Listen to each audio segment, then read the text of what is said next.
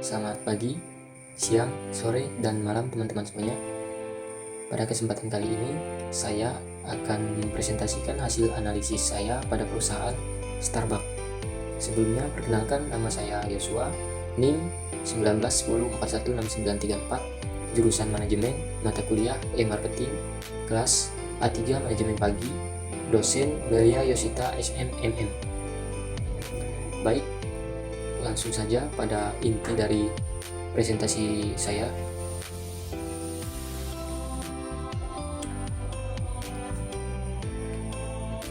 Starbucks, analisis profil singkat brand, kekuatan, kelemahan, ancaman, dan peluang.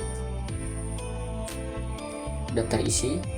Pada bagian 1 kita akan membahas mengenai profil singkat dari Starbucks.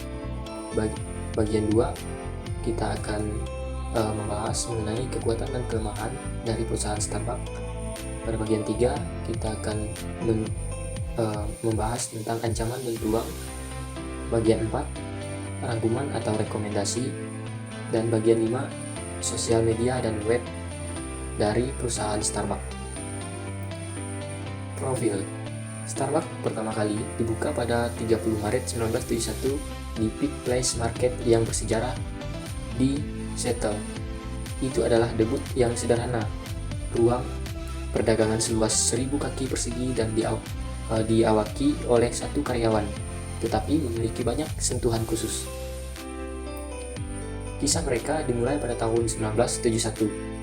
Saat itu, mereka adalah pemanggang dan pengecer biji utuh dan kopi bubuk, teh, dan rempah-rempah dengan 1 toko di Peak Place Market di Seattle. Hari ini, mereka memiliki hak istimewa untuk terhubung dengan jutaan pelanggan setiap hari dengan produk luar biasa dengan lebih dari 30.000 toko retail di 83 pasar. Kekuatan Starbucks adalah pengecer terkemuka dan roaster untuk kopi merek khusus di dunia.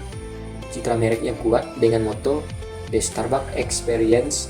Starbucks adalah sebuah organisasi global dengan lebih dari 16.000 retail di 48 negara di seluruh dunia. Kekuatan salah satu waralaba terkuat di dunia dengan lebih dari 6.500 toko izin dunia. Starbucks dikenal untuk menyediakan produk unggulan dan jasa. Starbucks ditawarkan baik manfaat fungsional dan emosional.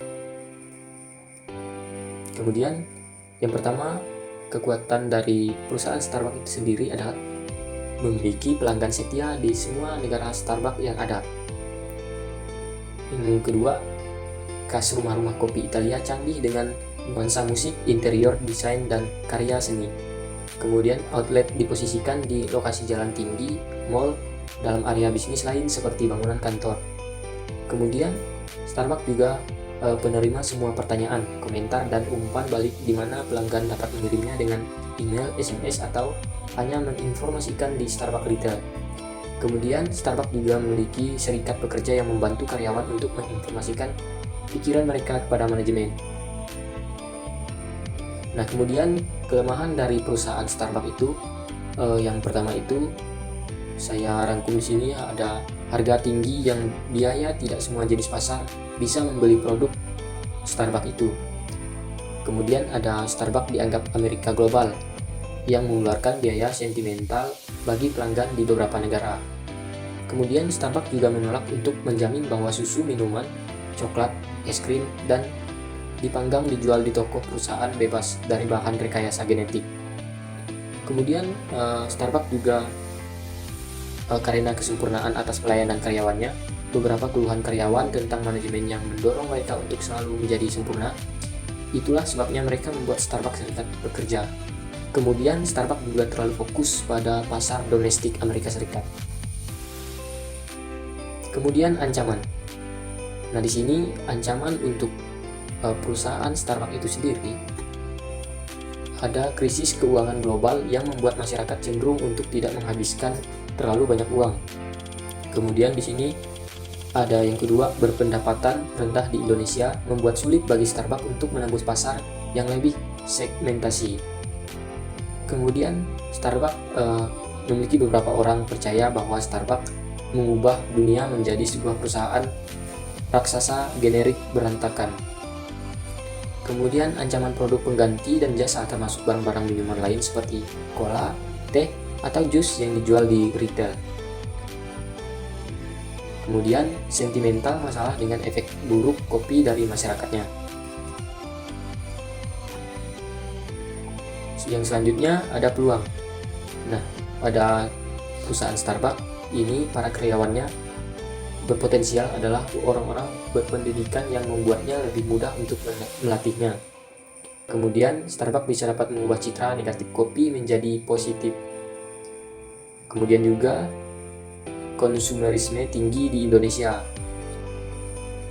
Dan Starbucks juga lebih mudah untuk menembus pasar karena yang dijualnya adalah pemenuhan harga diri dan perlu cinta atau milik masyarakat yang merupakan alasan utama mengapa masyarakat membeli suatu produk tersebut. Rekomendasi. Nah, di sini saya merangkum 3 poin untuk rekomendasi pada perusahaan Starbucks. Yang pertama itu rekomendasi saya, Starbucks yang bergerak dalam bidang usaha minuman terutama kopi harus bisa mempertahankan dan mengembangkan keunggulan dalam berbisnis, yaitu tidak hanya menawarkan kelezatan dan kualitas kopi yang unggul dan makanannya, tetapi juga memiliki suasana yang nyaman dan produk-produk serta promosi-promosi yang menarik bagi konsumennya. Kemudian yang kedua, merekomendasikan hal-hal yang menjadi keunggulan Starbucks melalui word of mouth untuk lebih menanamkan brand image Starbucks yang menggunakan strategi franchising dalam memasuki pasar global. Kemudian yang ketiga, dalam memenuhi kepuasan konsumen atas produknya yang berkualitas prima dan layanannya yang cepat, maka Starbucks harus selalu berusaha mendominasi pasar dengan inovasi produk dan penggunaan strategi yang tepat dan efisien. Nah, di sini ada media sosial dan web Starbucks.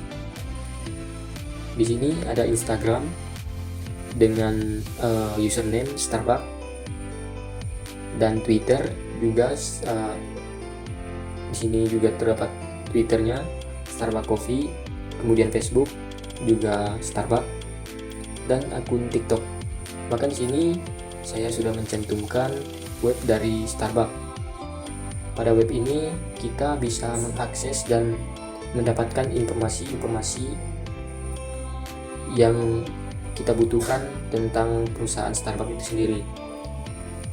Baik, sekian presentasi dari saya, kurang lebihnya saya mohon maaf. Terima kasih banyak. Selamat pagi, siang, sore, dan malam.